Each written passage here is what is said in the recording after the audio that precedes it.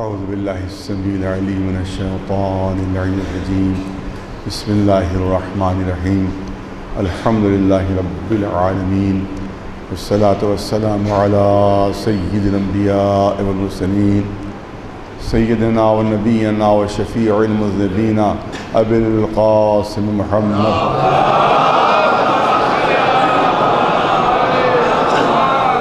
واہل بیتہ الطیبین الطاہرین المعصومین اما بعد فقد قال اللہ سبحانہ تبارک و تعالی فی کتابہ المبین وہو اصدق القائلین ونريد أن نمن الذين استضعفوا في الأرض ونجعلهم أئمة ونجعلهم الوارثين صلوات بھیجیں بر محمد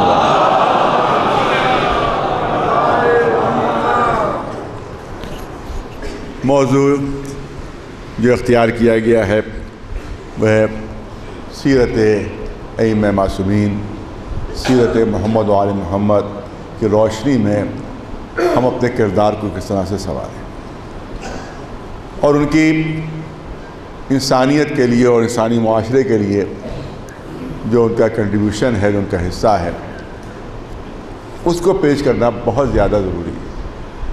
وہ اس لیے ضروری ہے کہ آج کا نوجوان یہ یونیورسٹی میں پہنچتا ہے، جب کالج میں پہنچتا ہے تو کبھی اس کے کان میں نیوٹن کا نام آتا ہے، تو کبھی اس کے کان میں اسٹیونسن کا نام آتا ہے، تو کبھی اس کے کان میں افلاطون اور ارسطو اور کون کون دنیا بھر کے نام آتے ہیں، تو پوچھتے ہیں کہ بھئی ہمارے اماموں کا کیا کنٹریبیوشن؟ جب پوری کائنات کی ہدایت کے لیے اللہ نے ان کو بھیجا تھا، پوری دنیا کی ہدایت کے لیے، پوری انسانیت کی ہدایت کے لیے بھیجا تھا، تو ان کا تو کہیں نام ہی نہیں آ رہا ہے۔ تو دنیا کی جو سب سے بڑی ناانصافی ہے اسی کا تذکرہ کرنا ہے کہ جو کچھ ملا ہے وہ انہی کے تصدق میں ملا ہے، جو کچھ ملا ہے وہ انہی کے طفیل میں ملا ہے، اور انہی کا تذکرہ کرنا دنیا پر بار ہو رہا ہے۔ صلوات بھیجیں۔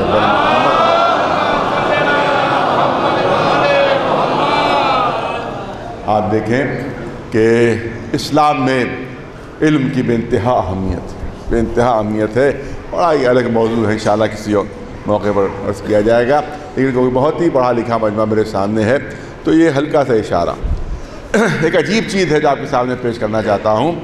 آپ دیکھیں کہ جتنے بھی دوسرے مذہب ہیں، جتنے بھی دوسرے مذاہب ہیں، اس میں علم حاصل کرنے کو جو ہے انہیں روکا ہے۔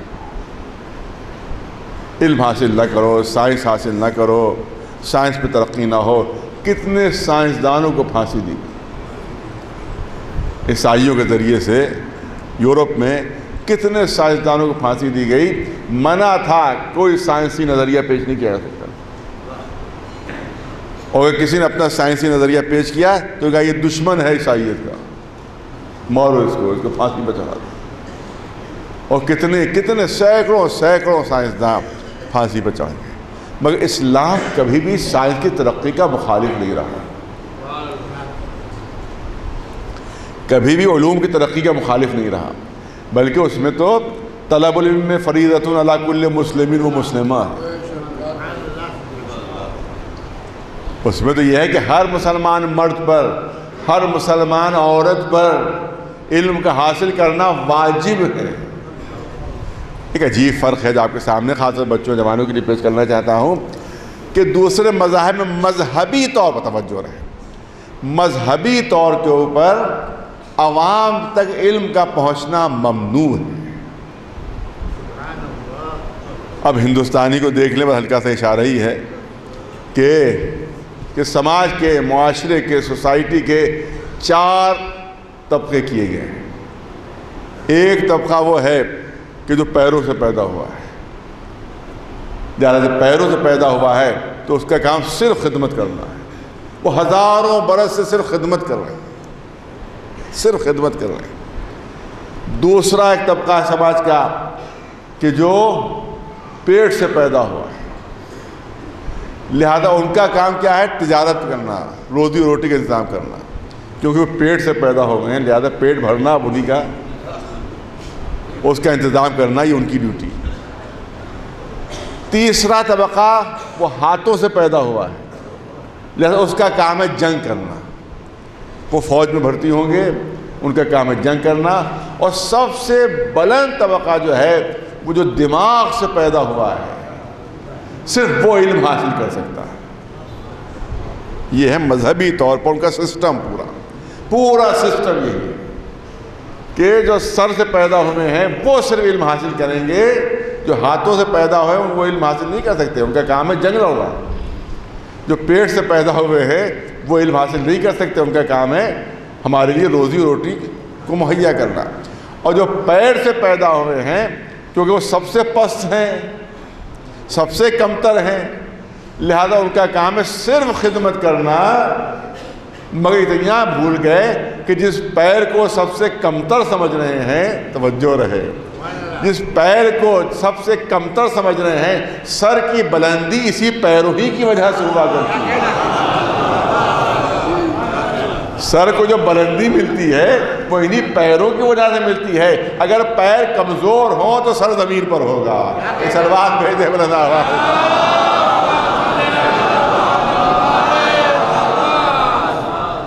تو مذہبی طور پر منع، مذہب کو تو بغاوت ہوئی مذہب سے جو علم حاصل کیا گیا۔ اسی طرح سے عیسائیت میں بھی یہی ہے کہ جو سب سے اونچا مذہبی طبقہ ہے صرف اسی کو حق حاصل ہے کہ وہ علم حاصل کرے، عوام تک علم نہیں پہنچنا چاہیے، پبلک تک علم نہیں پہنچنا چاہیے۔ پوری کوشش یہ ہو رہی ہے کہ پبلک تک علم نہ پہنچے، عوام تک علم نہ پہنچے۔ سبب کیا ہے؟ کوئی اس کے پیچھے راز تو ہوگا، اس کے پیچھے کوئی سبب تو ہوگا کہ اسلام کی کوشش کہ زیادہ سے زیادہ علم پھیلے، اور دوسرے مذہبوں کی کوشش کہ علم نہ پھیلے۔ توجہ ہے، زمین و آسمان کا فرق ہے نظریے میں، زمین و آسمان کا فرق ہے کہ ایک طرف تو اسلام کی کوشش ہے کہ علم زیادہ سے زیادہ پھیلے، دوسری طرف دوسرے مذہبوں کی کوشش ہے کہ علم عوام تک نہ پہنچنے پائے۔ اس کا بنیادی سبب یہ ہے کہ علم روشنی ہے، علم نور ہے، اور جہالت اندھیرا ہے، جہالت ظلمت ہے۔ اندھیرا اگر ہو جائے تو اندھیرے میں اندازہ نہیں ہو سکتا کہ کس طرف ہیرا اور کس طرف پتھر ہے۔ شناخت ختم ہو جائے گی پتھر اور ہیرے کی۔ اگر اندھیرا ہو تو اندازہ نہیں ہو سکتا کہ کدھر حسن ہے اور کدھر بدصورتی۔ توجہ رہے، اندھیرے میں اندازہ نہیں ہوگا کہ کدھر حسن ہے کدھر بدصورتی۔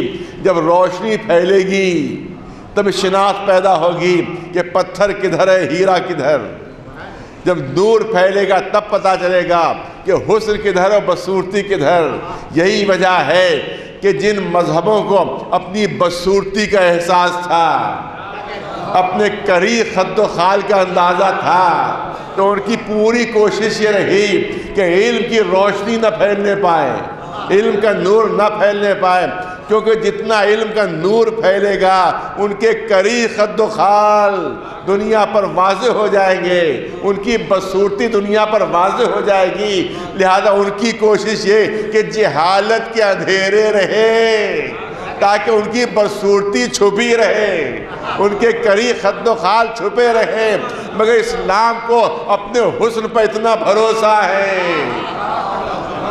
اسلام کو اپنی خوبصورتی پر اتنا ناز ہے کہ اسلام کی کوشش یہ ہے کہ زیادہ سے زیادہ علم کا نور پھیلے، علم کی روشنی زیادہ سے زیادہ پھیلے، کیونکہ جتنی علم کی روشنی پھیلتی جائے گی اسلام کا حسن و خوبصورتی دنیا پر واضح ہوتی چلی جائے گی۔ ایک سلوات بھیجے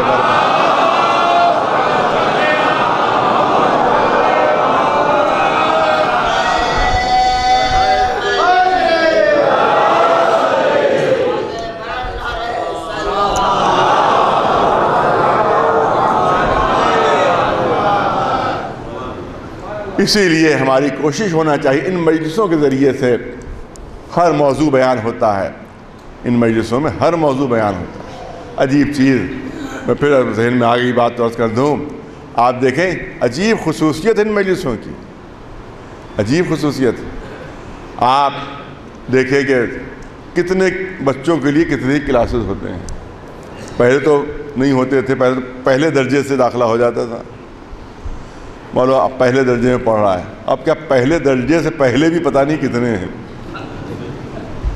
تو نام بھی نہیں معلوم، وہ پتہ نہیں ایک پہلے سے کھیلنے کے لیے ہے، وہ اس کو معلوم ہے کہ وہ اس کو بھی پتہ نہیں کیا نام کہتے ہیں، اس کو بھی اس کے بعد معلوم ہے پریپ ہے، پھر پری نرسری ہے، پھر نرسری ہے، پھر پری کے جی ہے، پھر کے جی ہے، اور اس کے بعد کہیں جا کر پہلے میں داخلہ ہوتا ہے۔ تو اب ظاہر ہے کہ جو کے جی کا اسٹوڈنٹ ہے اس کو اگر پہلے درجے کا کورس دے دیجئے تو بچہ نہیں سمجھ پائے گا، اور اگر جو پہلے درجے کا اسٹوڈنٹ ہے اس کو 5ویں درجے کا کورس اس کے سامنے رکھ دیجئے تو وہ نہیں سمجھ پائے گا۔ جو 5ویں درجے کا اسٹوڈنٹ ہے اس کا ہائی اسکول کا کورس پڑھانے لگیے تو نہیں سمجھ پائے گا۔ اس کا مطلب ہے کہ ہر ایک کی ذہنی سطح الگ الگ ہوتی ہے، اسی کے لحاظ سے کورس ہوتا ہے، اسی کے لحاظ سے نصاب ہوتا ہے، اور اسی کے لحاظ سے استاد معین ہوتے ہیں کہ بھئی یہ اس کی ذہنی سطح اتنی بلند نہیں ہے کہ یہ بی اے کا کورس پڑھ سکے، لہذا اب یہ شروع ہوگا ہائی اسکول سے انٹر، انٹر سے بی اے سے ایم اے۔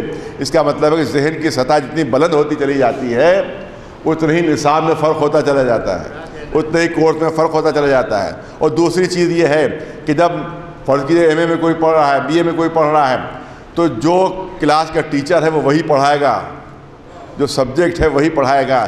یہ نہیں ہوگا کہ جیومیٹری کا کلاس ہو رہا ہو اور اس میں ہسٹری پڑھائی جانے لگے، ہسٹری کے کلاس میں ریاضی پڑھائی جانے لگے، نہیں، بلکہ جو جس کلاس کے لیے ہے، جس سبجیکٹ کے لیے کلاس ہے وہاں وہی سبجیکٹ پڑھایا جائے گا، اس کے علاوہ کوئی اور سبجیکٹ وہاں نہیں پڑھایا جائے گا۔ مگر یہ مجلسیں عجیب کلاس ہیں، یہ عجیب کلاس ہے کہ سبجیکٹ ایک ہوتا ہے، بات ایک ہوتی ہے، لیکن وہی بات بچے کی سمجھ میں بھی آتی ہے، وہی بات جوان کی سمجھ میں بھی آتی ہے، وہی بات بوڑھے کی سمجھ میں بھی آتی ہے۔ 1 گھنٹے کی مجلس ہوتی ہے، ریاضی بھی بیان ہوتی ہے، دین بھی بیان ہوتا ہے، دنیاوی علوم بھی بیان ہوتے ہیں، سب کچھ 1 گھنٹے میں بیان ہو جاتا ہے۔ ایک سلوات بھیج دے برادر۔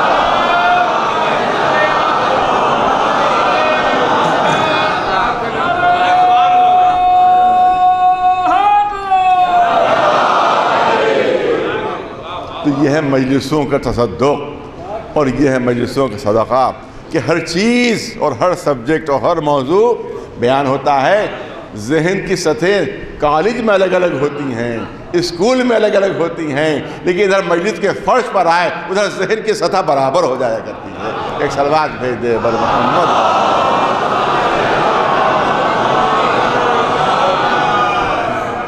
تو یہ خصوصیت مجلسوں کی، لہٰذا ہر موضوع اس میں بیان ہوتا ہے۔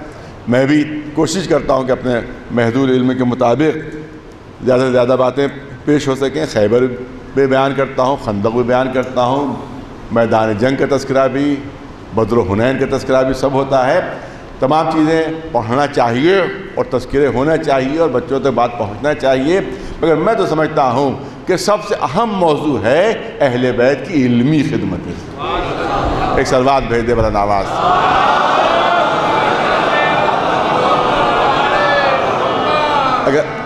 اگر آج کی دنیا کے ذہن کو متاثر کرنا ہے اور آج اگر اپنی طرف ان کو کھینچنا ہے دوسروں کو، تو جو علمی خدمتیں وہ بیان ہونا چاہیے، کیونکہ جہاں اور معجزے تھے، اہل بیت کا سب سے بڑا معجزہ تھا معجزہ علم۔ کائنات کے سب سے بڑے عالم، کائنات کے سب سے بڑے عالم، میں نے کہا اسلام میں علم کی سب سے زیادہ اہمیت، سب سے زیادہ اہمیت علم کی ہے۔ اسی وجہ سے جناب آدم کو جو نبوت مل رہی ہے، جو نیابت الہیہ مل رہی ہے، جو خلافت الہیہ مل رہی ہے، وہ علم کی بنیاد پر مل رہی ہے۔ علم کی بنیاد پر جناب آدم کو جو فضیلت ملی ہے فرشتوں پر، ملائکہ پر، کس بنیاد پر ملی؟ اسی علم ہی کی بنیاد پر جو برتری حاصل ہوئی ہے، جو فضیلت حاصل ہوئی ہے، وہ اسی علم کی، فرشتوں پر جو برتری حاصل ہوئی وہ اسی علم کی بنیاد پر حاصل ہوئی۔ اس کے بعد قرآن نے کلیہ بیان کر دیا کہ لَقَدْ اخْتَرْنَاهُمْ عَلَىٰ عِلْمٍ عَلَى الْعَالَمِينَ، لَقَدْ اخْتَرْنَاهُمْ عَلَىٰ عِلْمٍ عَلَى الْعَالَمِينَ، دیکھیے قرآن مجید کا اعلان ہے، قرآن مجید کا اعلان اور بنیادی اعلان ہے۔ میں تو سمجھتا ہوں کہ یہی کسوٹی ہے، اسی پر پرکھ کر دیکھ لینا چاہیے۔ قرآن نے کسوٹی بیان کر دی، قرآن مجید نے محک بیان کر دیا، معیار بیان کر دیا کہ دیکھو ہم نے جو منتخب کیا ہے کسی کو، ہم نے جو اپنا نمائندہ بنایا ہے، ہم نے اس کو نمائندہ بنایا ہے، ہم نے اس کو منتخب کیا ہے جو زمانے کا سب سے بڑا عالم ہے۔ اس کا مطلب یہ ہے کہ اگر نمائندگی کی کوئی دعوے دار ہو تو یہ دیکھ لینا کہ علم میں اسی کیا پوزیشن ہے۔ ایک صلوات بھیجے بر محمد۔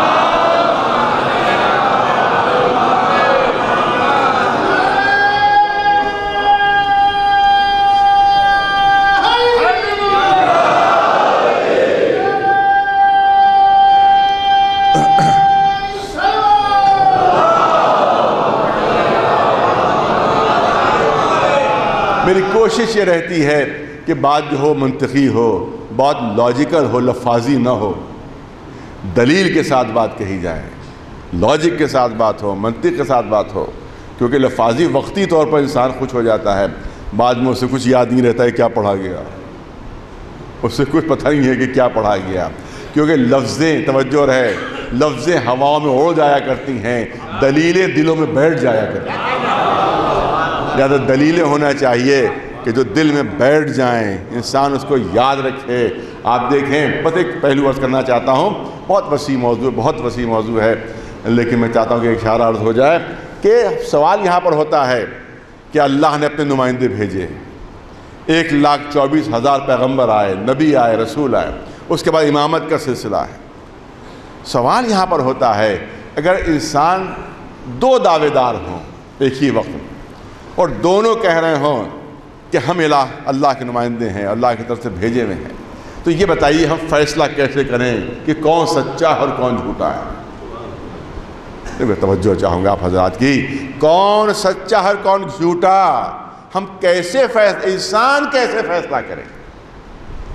کیونکہ دونوں دعوے دار ہیں کہ ہم اللہ کے نمائندے ہیں، ہم الہی نمائندے ہیں، ہم کیسے فیصلہ کریں کہ کس کا دعویٰ صحیح ہے، کس کا دعویٰ غلط ہے؟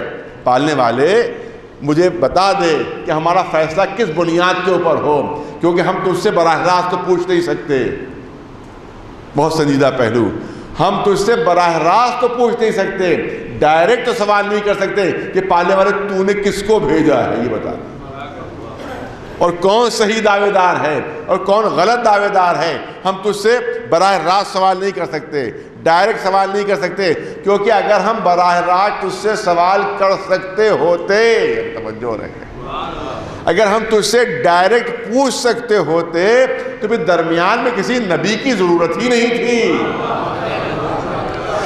درمیان میں کسی اور رہبر اور رہنما کی ضرورت ہی نہیں تھی، ہر چیز ہم تجھ سے ڈائریکٹ پوچھ لیتے، لیکن کیونکہ ہم تجھ سے نہیں پوچھ سکتے براہ راست، اس لیے نبی آتے ہیں، اس لیے پیغمبر آتے ہیں، اس لیے تیرے نمائندے آتے ہیں۔ لیکن اگر کبھی دھوکہ ہو رہا ہو کہ کون سچا ہے اور کون صحیح ہے تو ہم کیسے فیصلہ کریں؟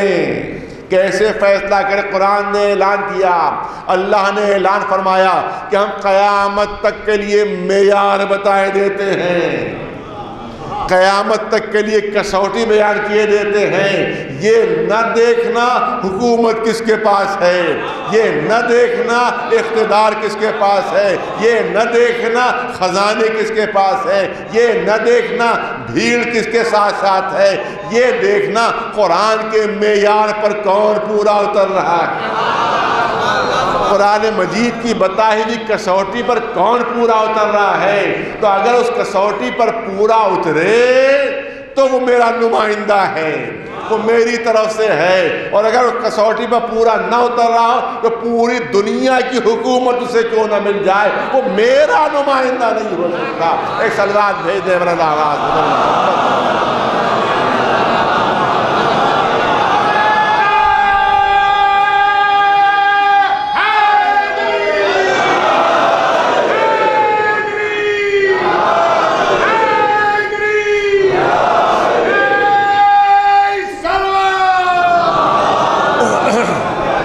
پالنے والے وہ معیار کیا ہے؟ وہ कसौटी क्या है, वो महक क्या है कि जिसकी बुनियाद पर हम क़यामत तक के लिए फ़ैसला कर सकें, क़यामत तक के लिए फ़ैसला कर सकें। कुरान ने कहा हम मेयार बता देते हैं, हम कसौटी बता देते हैं। लक़द इख्तरनाहुम अला इल्मिन अलल आलमीन, जो ज़माने का सबसे बड़ा आलिम है वही हमारा नुमाइंदा है, जो इल्म में सबसे अफजल है वही हमारा नुमाइंदा है। बस देख लेना कि इल्म के मैदान में सबसे बरतर कौन है, सबसे अफजल कौन है, बस समझ लेना वही हमारा नुमाइंदा है। अब देखिए, ये भी देखिए कि तारीख़ में जो दोनों चीज़ें हैं वो दोनों चीज़ें दर्ज हैं तारीख़ में। ज़ाहिर है कि हमारा मकसद ये नहीं होता कि किसी की दिलादारी कर दी जाए या किसी की मुखालिफत में कोई बयान दे दिया जाए, लेकिन जो तारीख़ में दर्ज है वो तो बयान करने का हक़ है। एक सलवात भेजते बलना जो मौरख़ीन लिख रहे हैं, जो हिस्टोरियंस लिख रहे हैं, वो मुत्तफ़क़ा तौर पर लिख रहे हैं, वो तो बयान कर सकते हैं, हम उसका तो हक़ हमें हासिल है। तो आप देखें, अजीब चीज़ है कि दोनों पहले खुतबे दोनों तारीख़ में दर्ज हैं, दोनों तारीख़ में दर्ज हैं, और दोनों पहले खुतबे हैं जो तारीख़ में दर्ज हैं। एक शख्सियत जब तख्त खिलाफत पर बैठती है और जिस वक्त पब्लिक का सामना होता है तो बेसाख्ता उनकी ज़बान पर आता है, ए उम्मत वालों, ए उम्मत वालों, देखो मैं तुम्हारा रहनुमा बन तो गया, मैं तुम्हारा लीडर बन तो गया हूँ, मगर एक बात का ध्यान रखना कि एक शैतान है जो मुझे कभी कभी बहका लिया करता है। एक सलवात भेजे बना हुआ है।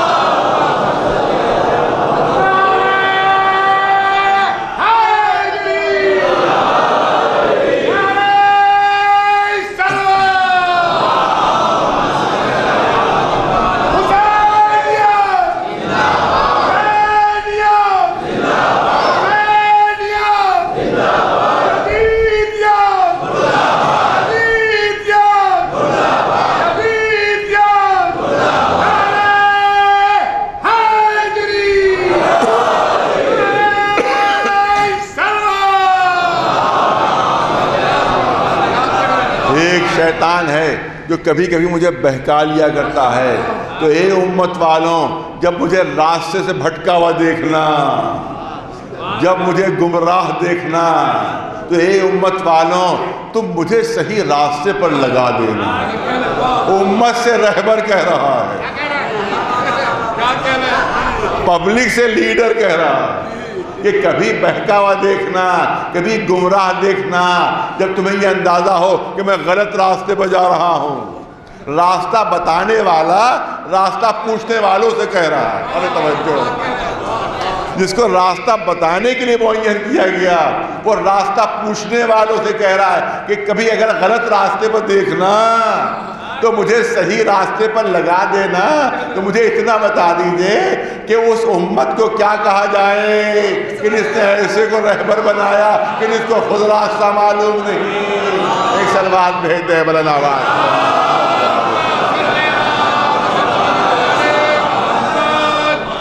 एक सलवात बुलंद आवाज़ से बर मोहम्मद।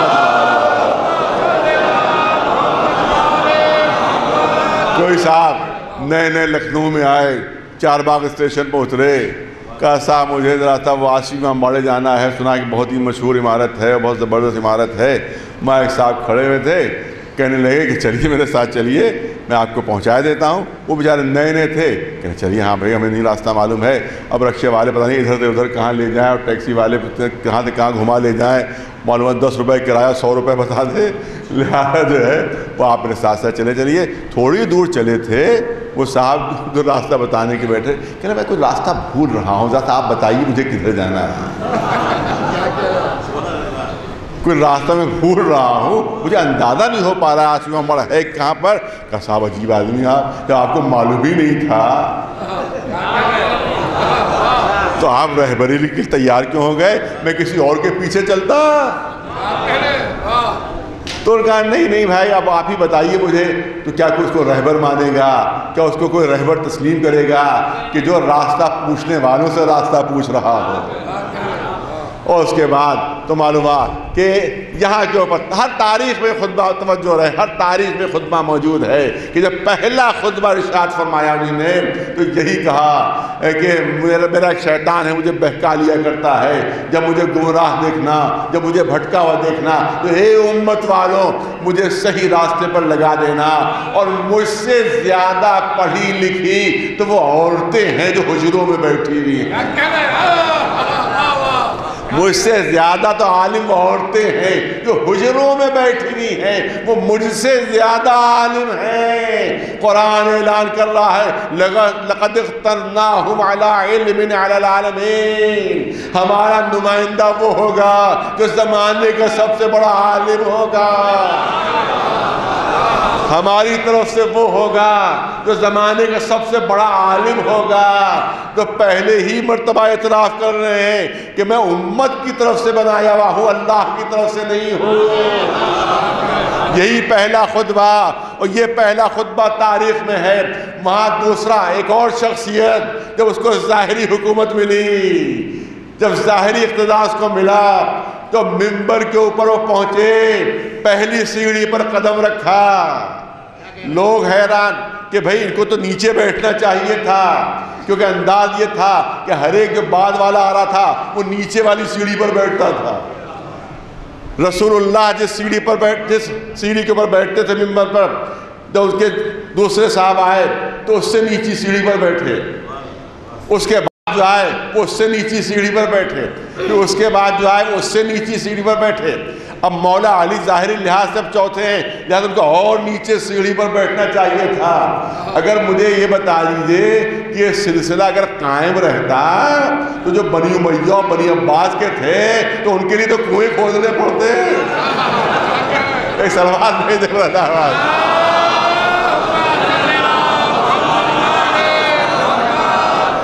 ایک سلوات بلند آواز سے بر محمد۔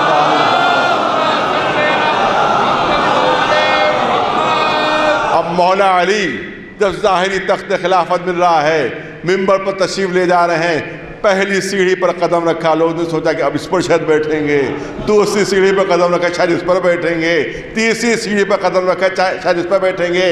رسول اس جگہ پر بیٹھے جہاں رسول بیٹھا کرتے تھے۔ ایک سلوات بلند آواز سے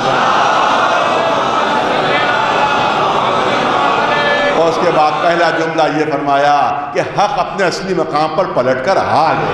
سلوات بر محمد وآلہ۔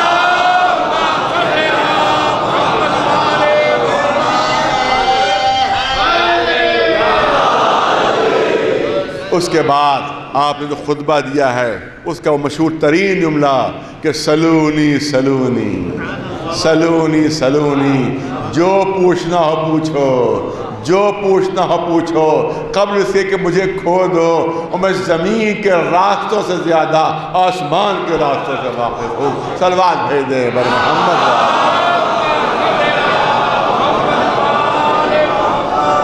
ایک سلوات بلند آواز سے۔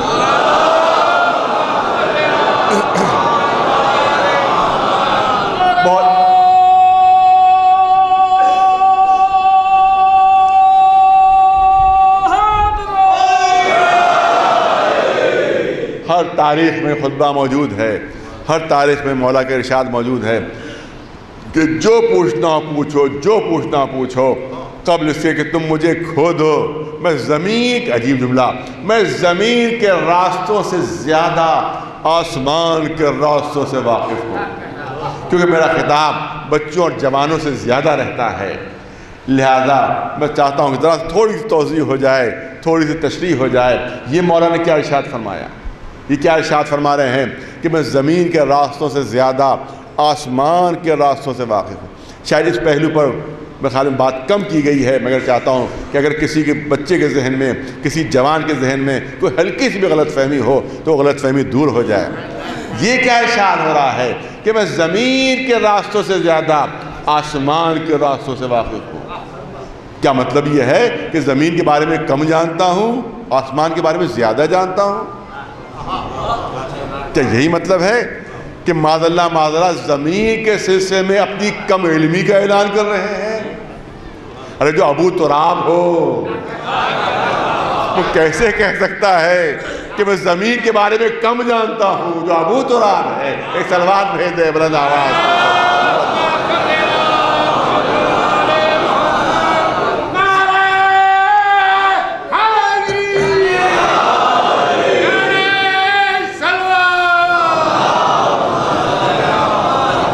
انی اعلم بطرق السماء من طرق الارض، میں زمین کے راستوں سے زیادہ آسمان کے راستوں سے واقف ہوں۔ کسی بچے کے ذہن میں، کسی بچے جوان کے ذہن میں یہ بات آ سکتی ہے کہ کیا مولا علی یہ فرما رہے ہیں کہ زمین کے بارے میں کم جانتا ہوں، آسمان کے بارے میں زیادہ جانتا ہوں؟ نہیں، یہ مطلب نہیں ہے۔ دو پہلو ہیں اس میں جو آپ کے سامنے عرض کرنا چاہتا ہوں کہ یہاں جو ارشاد فرمایا کہ میں زمین کے بارے میں کم، آسمان کے بارے میں زیادہ، تو اس میں اپنے علم کی کمی کا اعلان نہیں ہے۔ توجہ رہے، پوری توجہ رہے، اس میں اپنے علم کی کمی کا اعلان نہیں ہے، بلکہ کیونکہ زمین ہے محدود۔ توجہ رہے، زمین ہے محدود اور آسمان کی وسعتیں ہیں لامحدود۔ اس لیے زمین کے لیے کا کم واقف، آسمان کے لیے زیادہ واقف ہے، کیونکہ زمین کی محدودیت کی وجہ سے امام ارشاد فرما رہے ہیں کہ کیونکہ زمین محدود ہے، اس مناسبت سے اس کا علم بھی کم ہے، آسمان لامحدود ہے، اس مناسبت سے میرا علم بھی لامحدود ہے۔ ایک صلوات بلند آواز سے محمد۔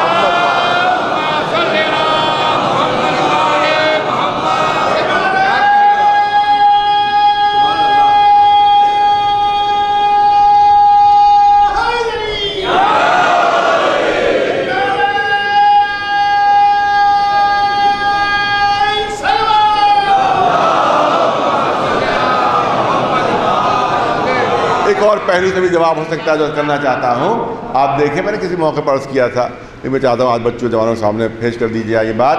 آپ دیکھیں کہ ہم لوگ جو ہے جب قم پڑھنے کے لیے گئے تھے، اس زمانے میں وہ بہت چھوٹا تھا شہر تھا، اب کافی بڑھ گیا ہے، کافی اس میں وسعت ہو گئی ہے، لیکن جب ہم لوگ گئے تھے تو کافی چھوٹا شہر تھا، ہر 2.5-3 لاکھ کی آبادی ہوگی، اس سے زیادہ نہیں ہوگی اس وقت۔ وہاں تقریباً 13 سال وہاں رہنا ہوا۔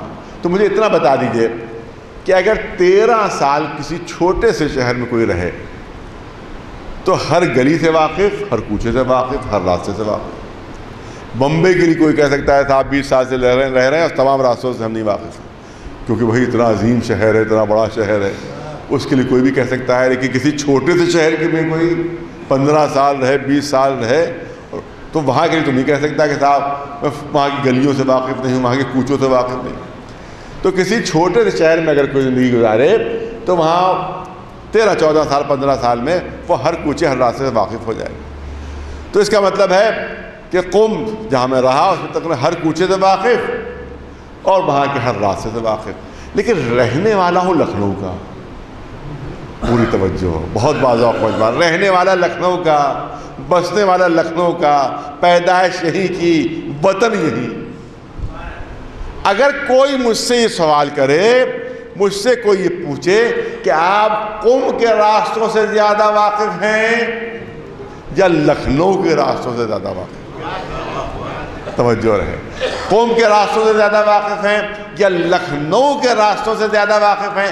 اگرچہ میں قم کے تمام راستوں سے واقف، مگر کیونکہ وطن لکھنؤ ہے، رہنے والا یہی کا ہوں، بسنے والا یہی کا ہوں، پیدائش یہی ہوئی ہے، یہاں سے قم گیا تھا، لہذا فطری جواب میرا یہ ہوگا کہ اگر پوچھنا ہو تو لکھنؤ کے بارے میں پوچھو، کیونکہ یہ تو میرا وطن ہے، میں رہنے والا یہی کا ہوں۔ تو شاید مولا کا یہی مقصد تھا کہ اگر پوچھنا ہے تو آسمانوں کے بارے میں پوچھو، میں زمین پر رہنے والا نہیں ہوں، میں آسمان کی بلندیوں کا بسنے والا ہوں۔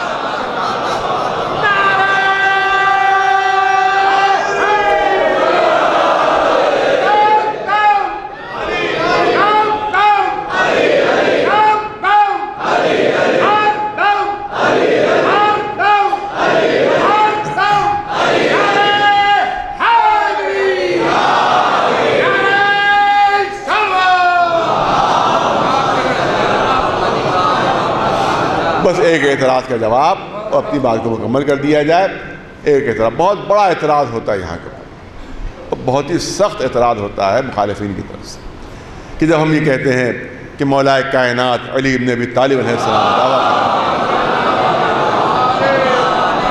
کہ جو کچھ پوچھنا ہے پوچھ لو، جو کچھ پوچھنا ہے پوچھ لو، تو اس پر بہت ہی سخت اعتراض ہوتا ہے۔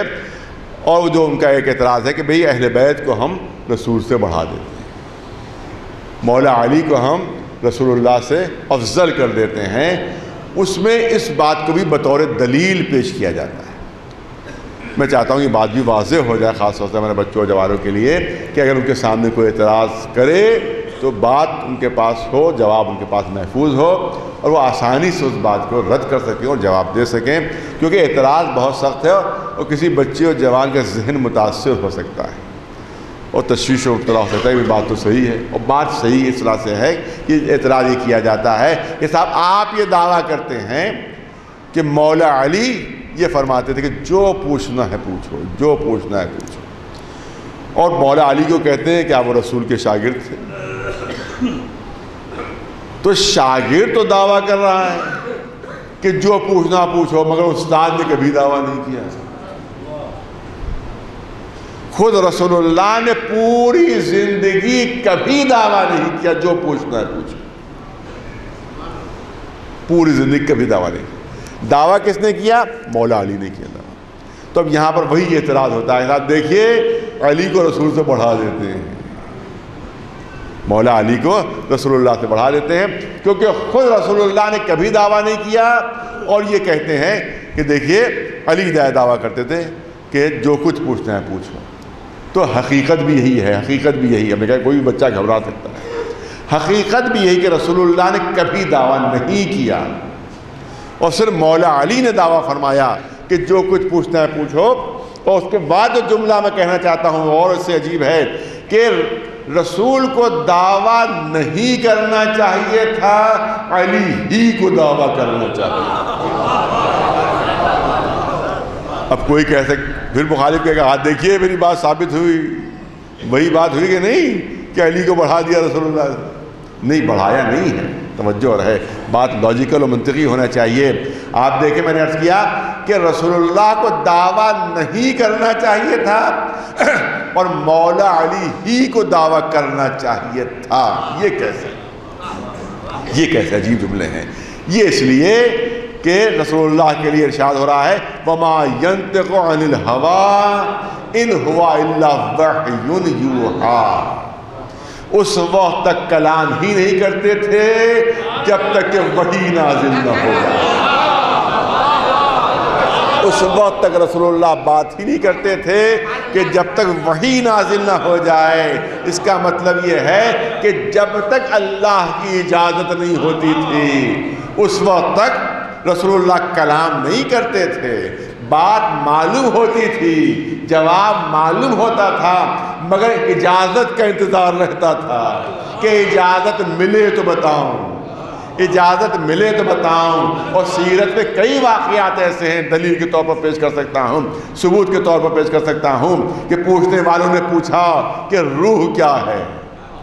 اب دیکھ لیے سیرت کی کتابوں میں کہ رسول اللہ 3 دن تک خاموش رہے، جواب نہیں دیا، 3 دن تک خاموش، جواب نہیں دیا۔ تیسرے دن جب جبریل نازل ہوئے، جب اللہ کی طرف سے اجازت ہوئی، تب جواب ملا۔ اس کا یہ مطلب نہیں تھا کہ علم نہیں تھا، معلوم نہیں تھا، علم تھا مگر اجازت کا انتظار تھا، کیونکہ وَمَا يَنْتِقُ عَنِ الْهَوَىٰ إِنْ هُوَ إِلَّا وَحْيٌ يُوحَىٰ۔ بغیر وحی کے کبھی کلام نہیں کیا، جب اجازت ملی تب کلام کیا۔ پوچھنے والوں نے پوچھا کہ ذوالقرنین کون تھا، یہ سب موجود ہے، ذوالقرنین کون تھا، فوراً جواب نہیں دیا، کچھ عرصے کے بعد جواب دیا۔ اس کا مطلب یہ ہے کہ علم نہیں تھا، علم تھا مگر جس نے علم دیا ہے اس کی اجازت کا انتظار تھا کہ اجازت ملے تو بتاؤں، اجازت ملے تو بتاؤں۔ اس کا مطلب ہے کہ سوال کرنے کے بعد بھی رسول 3 دن تک خاموش رہے اور جواب نہیں دیا۔ اگر رسول اللہ اعلان فرما دیتے کہ جو پوچھنا ہے پوچھو، جو پوچھنا ہے پوچھو.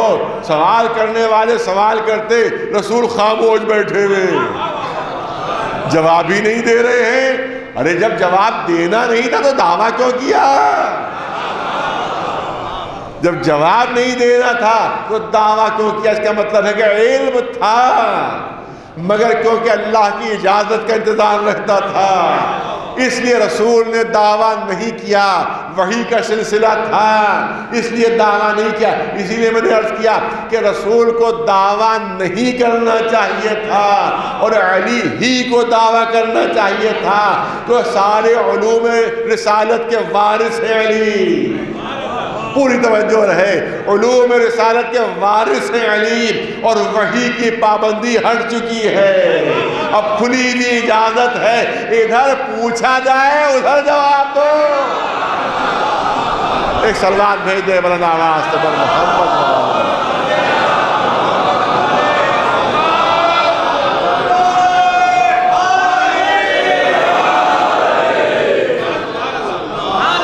وہاں 3 دن کا انتظار ہو رہا ہے جواب میں، وہاں 3 دن کا انتظار ہو رہا ہے. علم ہے، کوئی مسلمان جرأت کر کے کہہ دے کہ علم نہیں تھا، معلوم نہیں تھا. ہر مسلمان کا عقیدہ کہ علم ہے مگر اجازت کا انتظار ہے. اور علی ہے وارث علوم رسالت، علوم رسالت کے وارث ہیں مگر وحی کی پابندی ہٹ چکی ہے. اسی لیے ہر تاریخ گواہ ہے کہ ادھر سوال ہوا ادھر جواب ہوا. کبھی نہ سوچنے کی ضرورت محسوس کی، نہ فکر کرنے کی ضرورت محسوس کی. ادھر سوال ہوتا تھا ادھر جواب ہو جاتا تھا. صلوات بھیج دیں بر محمد.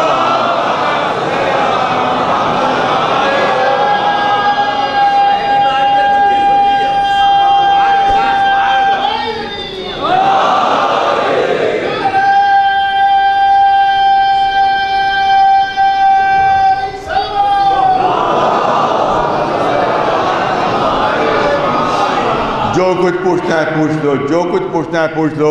اب ظاہر بہت سے واقعات ہیں، عرض نہیں کرنا ہے. پھر کچھ بہت ہی مشہور، ایک بہت ہی مشہور سوال ہے جو مولا سے کیا گیا کہ آپ بتائیں کہ ہم نے بڑے سے بڑے عالم سے پوچھا، بڑے سے بڑے عالم سے سوال کیا، کبھی تو اس نے جواب دیا اور کبھی فکر کرنے لگا، کبھی غور کرنے لگا، کبھی اس نے کہا کل آؤ پرسوں آؤ، اور کبھی کہہ دیا کہ مجھے نہیں معلوم. لوگ کہہ رہے ہیں مولا علی سے حیرت سے کہ یا علی ہم نے بہت لوگوں سے سوالات کیے، بہت لوگوں سے پوچھا، تو رزلٹ یہ ہوا، نتیجہ یہ ہوا کہ سوچ کے جواب دیا، فکر کر کے جواب دیا.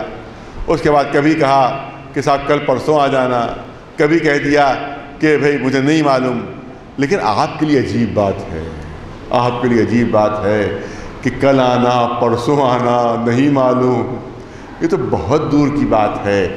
آپ نے تو کبھی سوچنے کی بھی ضرورت محسوس نہیں کی، کبھی غور کرنے کی ضرورت محسوس نہیں کی، کبھی فکر کرنے کی ضرورت محسوس نہیں کی. مشہور چیز ہے، سنی ہوگی آپ نے کہ مولا علی نے اپنے ہاتھ کو بلند کر کے کہا یہ بتاؤ میرے ہاتھوں میں کتنی انگلیاں ہیں.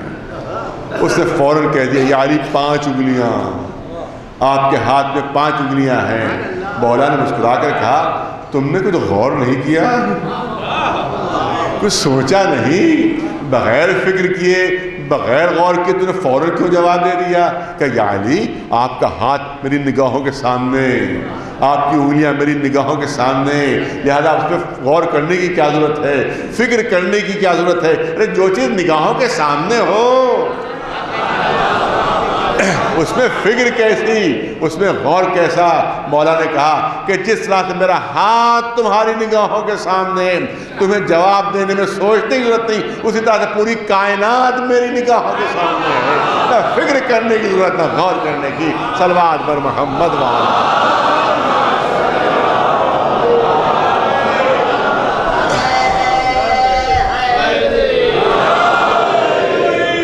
بس اس سے زیادہ عرض کرنے کا موقع نہیں، انشاءاللہ زندگی رہی حیات رہی تو اس موضوع پر آگے عرض ہوگا. لیکن دشمنی بھی یہی تھی. میں نے عرض کیا کہ ہمیشہ اندھیروں کو روشنی سے دشمنی رہی، کیونکہ روشنی سے اندھیرے کا وجود خطرے میں آ جاتا ہے، اندھیرے کا وجود ختم ہو جاتا ہے. یہی وجہ ہے کہ یہ علم کی شمع ہیں جن سے دنیا تک علم پہنچ رہا ہے، لہذا جو جہالت کے نمائندے تھے، جو جہالت کے سفیر تھے، ان کی پوری کوشش یہ تھی کہ دنیا میں نہ رہیں۔ کبھی کبھی بچہ جوان سوال کرتا ہے، پوچھتا ہے کہ جب اتنا اچھا کردار تھا ان کا، جب اتنی اچھی سیرت تھی ان کی، جب تصویر رسالت یہ تھے، تو دشمنی کیوں تھی؟ آخر ان کو کیوں مارا گیا؟ ان کو کیوں زہر دیا گیا؟ ان کو کیوں ختم کیا گیا؟ آخر بنیاد کیا تھی اس کی؟ اتنے اچھے لوگوں کو کیوں مار دیا گیا جنہوں نے کبھی کسی کو نقصان نہ پہنچایا، بلکہ نقصان پہنچانا تو دور کی بات ہے، جو دشمنوں کے ہمیشہ کام آئے ہو، جنہیں دشمنوں کی ہمیشہ مدد کی ہو۔ آخر کیا بات تھی کہ ان کو مارا جا رہا ہے، ان کو قتل کیا جا رہا ہے؟ تو بنیادی سبب یہی تھا، وہ چاہتے یہ تھے کہ ظلم کے اندھیرے رہیں، جہالت کے اندھیرے رہیں، عوام کو معلوم ہی نہ ہونے پائے کہ سچائی کدھر ہے، جھوٹ کدھر ہے، حق کدھر ہے، باطل کدھر ہے، اسلام کدھر ہے، نفاق کدھر ہے، پتہ نہ چلے۔ اگر یہ روشن رہے، یہ روشن چراغ رہے، تو ان کے کریہ چہرے پبلک پر واضح ہو جائیں گے، عوام پر واضح ہو جائیں گے۔ لہذا ان کی کوشش یہ رہی کہ یہ چراغ بجھ جائیں، یہ شمع بجھ جائیں، تاکہ جہالت کے اندھیروں میں ہمیں کوئی پہچان نہ پائے۔ اس لیے ان کو مارا جا رہا ہے، اس لیے مولا علی کے گلے میں رسی بندھی ہوئی ہے، اسی لیے شہزادی فاطمہ زہرا کے گھر پر دروازے پر لکڑیاں ہیں، دروازہ توڑا جا رہا ہے، اسی لیے آقا حسن کے جگر کے ٹکڑے تشت نکل رہے ہیں، اسی لیے مولا حسین کو مدینہ چھوڑنا پڑ رہا ہے۔ صرف مدینہ ہی نہیں، بلکہ جس نے 25 حج پیدل کیے ہوں، وہ حج کو ترک کر رہا ہے، اور اس کے بعد عین زمانے حج میں وہ مکے کو چھوڑ کر کربلا کے صحراؤں کا رخ کر رہا ہے۔ تب تصور کیجئے کہ دشمنی یہی تھی، یہی دشمنی تھی، یہی وجہ ہے کیونکہ اسلام کے نمائندے یہی ہیں، اسلام کے حقیقی وارث یہی ہیں، اسلام کی حقیقی تصویر و مرقع یہی ہیں۔ دنیا یہ چاہتی تھی کہ یہ ختم ہو جائے، یہ مٹ جائیں، تاکہ دنیا کو پتہ ہی نہیں چلے کہ اصلی اسلام کیا ہے اور نقلی اسلام کیا ہے۔ اسی وجہ سے مولا کربلا کے صحرا میں ہیں، بچے 3 دن کے بھوکے پیاسے ہیں، تیروں کی بارش ہو رہی ہے، تلواروں کی بارش ہو رہی ہے، کیونکہ آقا سمجھ رہے ہیں کہ اگر میں نے ان کے سامنے سر جھکا دیا تو اسلام ختم ہو جائے گا، دین ختم ہو جائے گا۔ قربانی دینے کے لیے کربلا کے میدان میں مگر عجیب انداز اختیار کیا ہے۔ کیا میں نے یہ مصائب امام باڑے میں نہیں پڑھے ہیں، میں چاہتا ہوں آج ان مصائب کو پڑھ دوں کہ عجیب انداز اختیار کیا پورے راستے مولا نے۔ پورے راستے مولا کا انداز یہ ہے کہ لوگوں کو ہٹا رہے ہیں، لوگوں کو ہٹا رہے ہیں۔ یہ نہ سمجھو اقتدار کے لیے جا رہا ہوں، یہ نہ سمجھو حکومت کے لیے جا رہا ہوں، یہ نہ سمجھو کہ کوئی دولت مل جائے گی تمہیں، میں اسلام پر قربان ہونے جا رہا ہوں۔ اسلام کو ہمارے خون کی ضرورت ہے، ہم اپنا خون دینے جا رہے ہیں اسلام کو، لہذا ہٹ جاؤ تم، ہٹ جاؤ تم، ہٹ جاؤ تم۔ ارے تمہارا خون اس لائق نہیں ہے کہ شجر اسلام کی آبیاری کر سکے۔ تو کائنات میں، تاریخ انسانیت میں توجہ رہے، تاریخ انسانیت کا یہ پہلا سردار لشکر ہے، تاریخ انسانیت کا یہ پہلا سپہ سالار ہے جو اپنے لشکر کی تعداد گھٹا رہا ہے، جو اپنے لشکر کی تعداد کو کم کر رہا ہے۔ ہر سپہ سالار کی کوشش ہوتی ہے لشکر کی تعداد میں اضافہ ہو، لشکر بڑھے، مگر یہ تاریخ انسانیت کا پہلا سردار لشکر سپہ سالار ہے کہ جس نے اپنے لشکر کو گھٹایا ہے، جس نے اپنے لشکر کو کم کیا ہے۔ تم بھی ہٹ جاؤ، تمہارا خون لائق نہیں ہے، تم بھی ہٹ جاؤ، تم کربلا کی مصیبتوں کو برداشت نہیں کر سکتے۔ تو پورے راستے ہٹاتا ہوا جو آیا ہو، اگر کسی کو خط لکھ کر بلائے، اس سے اندازہ کیجئے کہ اس کی عظمت کیا ہوگی، اس شخصیت کا مرتبہ کیا ہوگا۔ ان کا نام ہے حبیب ابن مظاہر، بچپنے کے دوست، بچپنے کے ساتھی حبیب ابن مظاہر۔ ایک مرتبہ روایت کہتی، کم ملتے ہیں واقعات، ایک دو واقعات تاریخ میں ملتے ہیں۔ رسول اللہ تشریف لیے جا رہے ہیں، شہزادے ساتھ ساتھ ہیں، امام حسن امام حسین ساتھ ساتھ ہیں، ایک جگہ پر کچھ بچے موجود تھے۔ رسول اللہ آگے بڑھے، ان میں سے ایک بچے کو گود میں اٹھا لیا، اس کی پیشانی کا بوسہ دینا شروع کیا۔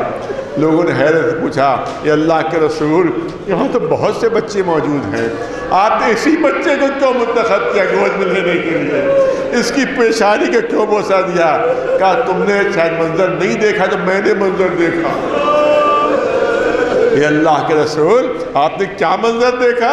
کبھی یہ منظر دیکھ رہا تھا کہ میرا بچہ حسین چل رہا تھا اور یہ قدموں کی خاک اٹھا اٹھا کر اپنے سر پر رکھ رہا تھا۔ یہ میرے بچے حسین کا چاہنے والا ہے، یہ میرے نور نظر کا چاہنے والا ہے۔ مظاہر جو والد ہیں رسول اللہ کی خدمت میں پہنچے، اے اللہ کے رسول، میں چاہتا ہوں کہ آپ میرے گھر میں تشریف لے آئیں، کھانا نوش فرما لیں۔ رسول اللہ نے دعوت قبول کر لی، کہا نواسوں کو بھی ساتھ لائیے گا، شہزادوں کو بھی ساتھ لائیے گا، کیونکہ میرا بچہ جو ہے وہ اس کی بڑی تمنا یہ ہے کہ یہ شہزادے بھی آئیں۔ کہا اچھا میں ان کو بھی لے کر آؤں گا۔ دعوت کا وقت قریب آیا، روایت کہتی ہے کہ جناب حبیب گھر کی چھت کے اوپر چلے گئے تاکہ دور سے آتے ہوئے دیکھے تو بابا کو خبر دے دے کہ بس مہمان قریب آ گئے ہیں، مہمان قریب آ گئے ہیں۔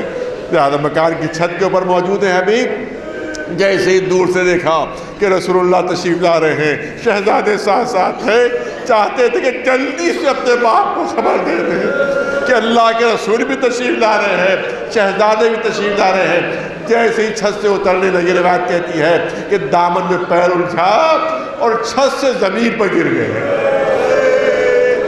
اب جو مظاہر دوڑ کر آگے پہنچے تو دیکھا بچے کا دم نکل چکا ہے، حبیب دنیا سے رخصت ہو چکے ہیں۔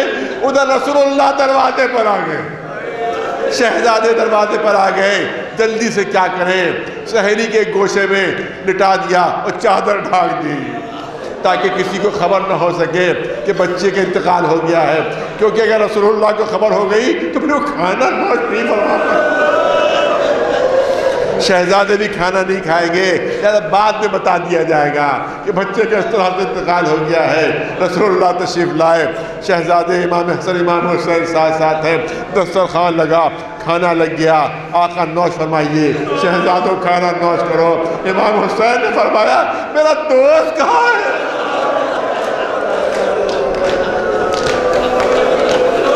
میرا حبیب کہاں ہے؟ شہزادوں کھانا نوش کر لو تو ابھی بتاتا، آپ کھانا تو نوش کیجئے ابھی ہم بتاتے ہیں۔ کہا نہیں، میں بغیر اپنے دوست کے، بغیر اپنے حبیب کے ایک نوالا نہیں کھا سکتا، جب تک میرا حبیب نہیں آئے گا اس وقت میں کھانا نہیں کھاؤں گا۔ شہزادے نے کھانے سے انکار کیا، اب مظاہر مجبور ہو گئے، کہا یہ تشریف لائیے میں دکھاتا ہوں کہ آپ کا دوست کہاں ہے۔ شہر کے گوشے میں پہنچے، دیکھا حبیب دنیا سے رخصت ہوئے ہیں، زمین کے اوپر ہیں۔ جیسے امام حسین قریب پہنچے، عجیب جملے، اے حبیب، ارے یہی دوستی کا تقاضا ہے کہ تمہارا دوست سامنے کھڑا ہوا ہے اور تم زمین پر لیٹے ہوئے آرام کر رہے ہو۔ اے حبیب اٹھو، اے حبیب اٹھو، یہ کہنا تھا کہ گئی ہوئی روح واپس آئے۔ حبیب سلام کرتے ہوئے اٹھائے، یعنی امام کی وجہ سے حبیب کو دوبارہ زندگی ملی۔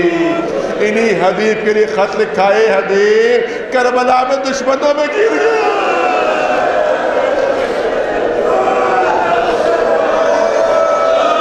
اے حبیب اگر مدد کے لیے آ سکتے ہو تو آ جا۔ کوفے کا ماحول تھا، ہر طرف پہرے بیٹھے ہوئے تھے، نہ کوئی اندر آ سکتا تھا نہ کوئی باہر جا سکتا تھا۔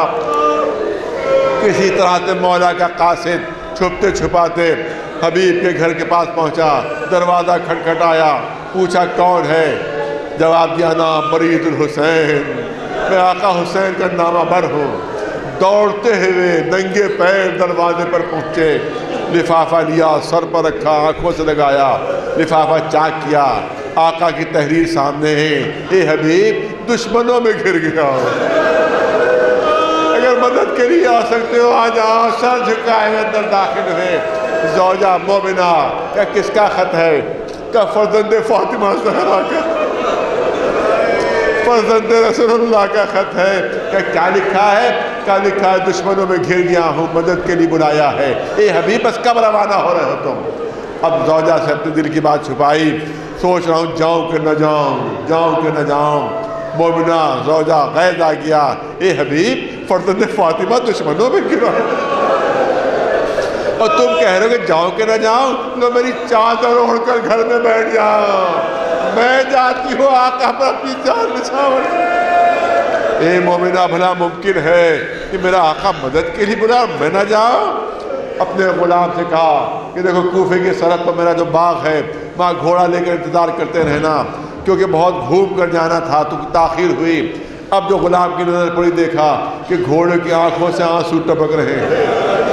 غلام نے تڑپ کر کربلا کا رخ کیا، ارے میرے آقا حسین پر کون سے ظلم ہو رہے ہیں کہ جانور تک آنسو بہا رہے ہیں؟ بس وقت نہیں رہا، 1 منٹ لینا ہے، یہاں پر مولا انتظار کر رہے ہیں کہ میرا حبیب آنے والا ہے، میرا حبیب آنے والا ہے۔ کوفے کی طرف سے گرد اڑی، یہ مرتبہ ہے جناب حبیب کا، اے عباس آگے بڑھو، اے علی اکبر آگے بڑھو، اے قاسم آگے بڑھو، میرے بچپنے کا دوست حبیب آنا۔ استقبال کر کے لایا گیا، گھوڑوں کی ٹاپوں کی آواز خیمے کے اندر پہنچی۔ شہزادی زینب گھبرا گئی، ارے کون آیا، کون آیا؟ شہزادی کیوں گھبرائیں؟ کیونکہ جب بھی گھوڑوں کی ٹاپوں کی آواز پہنچتی تھی، جب بھی شہزادی پوچھتی تھی کون آیا، پتہ چلتا تھا سنان آ گیا ہے، حجاج آ گیا ہے، شمر آ گیا ہے۔ جب کانوں میں گھوڑوں کی ٹاپوں کی آواز آئی، اے فضہ جا کر پوچھئے کون آیا؟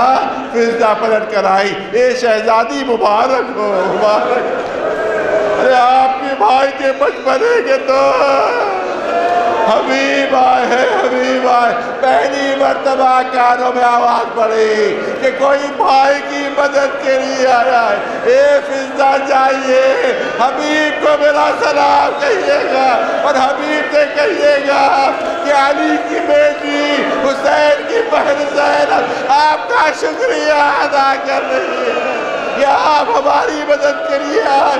حبیب کربلا کی زمین پر بیٹھ گئے، خاک کربلا اٹھا کر اپنے سر پر ڈالنا شروع کی۔ ارے شہزادیوں پر وہ وقت آ گیا، ارے غلاموں کا شکریہ ادا کر رہی ہے۔ اے حبیب بعد شہادت حسین دیکھو، ارے یہی زینب ہے، سر کے بال کھلے ہوئے ہیں، بازوؤں میں رسیاں بندھی ہوئی ہیں، بازار کوفہ ہے، دربار شام۔ سیعلم الذین